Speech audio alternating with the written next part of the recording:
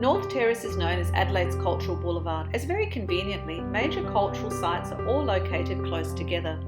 The oldest of these buildings is the Institute. It was opened in 1861 and housed the library, the museum and the art gallery all in one building. It is now part of the State Library and is used for exhibitions. Unlike other Australian cities, Adelaide was a planned city. A surveyor, Colonel William Light, was sent out to find the best place for the settlement and to lay out the city. The Adelaide we see today has stayed faithful to his plan. The city centre is encircled by 4 terraces, imaginatively named North, South, East and West Terrace. The city centre is surrounded by parklands. The Institute building forms one wing of the State Library. The middle piece is a new building, and the other wing is the Mortlot wing. This one's my favourite, with its gorgeous interior. The study areas between the shelves are very popular with students. Anyone can enter and walk around. I once saw a child enter, her jaw dropped, and she exclaimed, "Hogwarts!" Going east from the State Library is the South Australian Museum.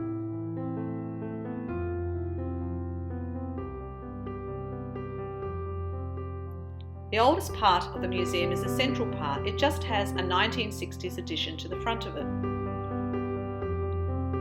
Once inside, there's a lovely heritage staircase which takes you to the gallery upstairs.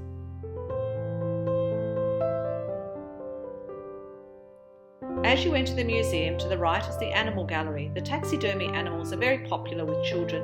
Most of the animals died at the Adelaide Zoo. The elephant was called Miss Siam and died in 1904. Going up the stairs is the Pacific Cultures Gallery. Years ago, the museum made the decision not to upgrade the way the exhibits were displayed, but to leave them in their Victorian-era cabinets and crowded display cases. Although I have noticed that the cabinets have now been repainted in a glossy black. They were all Victorian brown.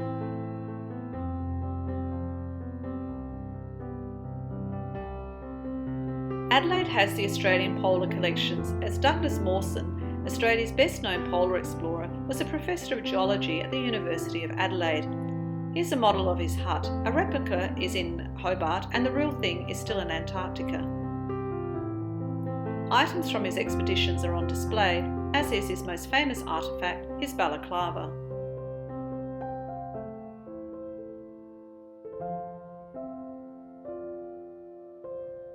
Another popular gallery, left very much in its 19th century state, is the Egyptian Gallery. Why does Adelaide have an Egyptian gallery? Well, apparently in the late 19th century, Egyptology was all the rage.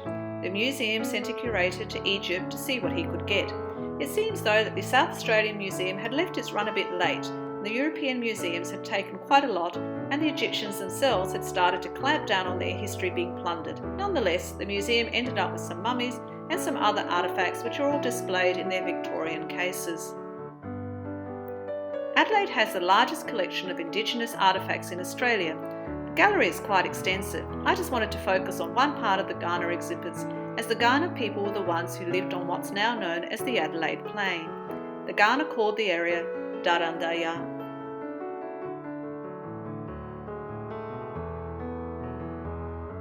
Travelling east on North Terrace, the next building is the South Australian Art Gallery.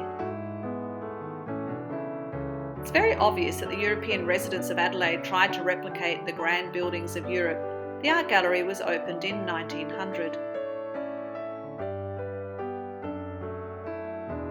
The gallery currently has exhibitions mixed in various rooms. Rather than separating furniture, sculpture, ceramics, etc., the jury's still out whether I like it. I like being able to visit different galleries with either specific artworks or from specific eras.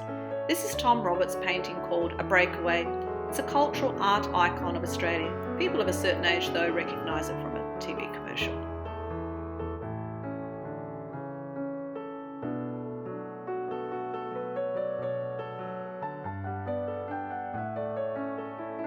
East again from the art gallery and we enter the grounds of the University of Adelaide.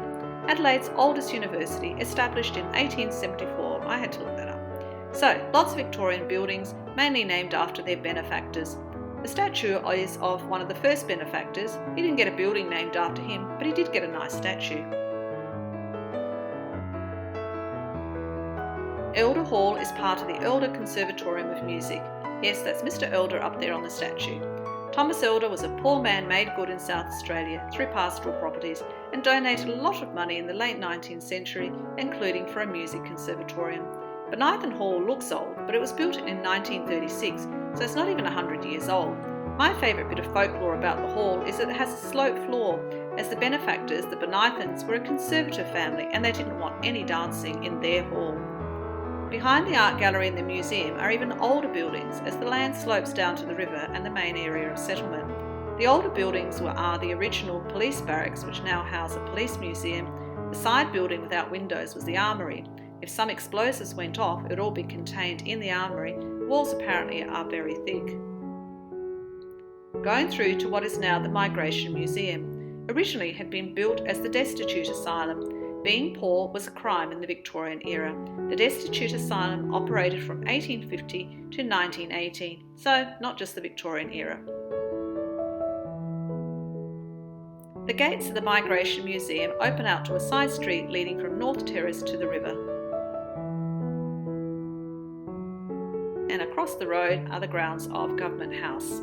Government House is the official residence of the state governor, the Queen's representative in South Australia. Quite a few official functions occur at Government House, and there are open days during the year for people to go in and have a look. Going back to North Terrace, we have the National War Memorial. It was opened in 1931. You can go inside and there are honour boards with the names of South Australians who were killed in various locations in World War I. The front of the memorial shows the spirit of duty, a woman, a scholar and a farmer, representing the youth who were prepared to answer the call of duty.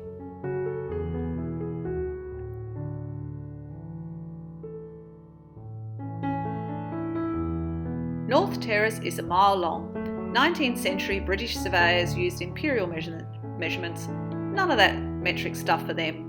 These cultural buildings represent only a small part of what can be seen on North Terrace, and it makes for an interesting visit to an Australian city in our big wide world.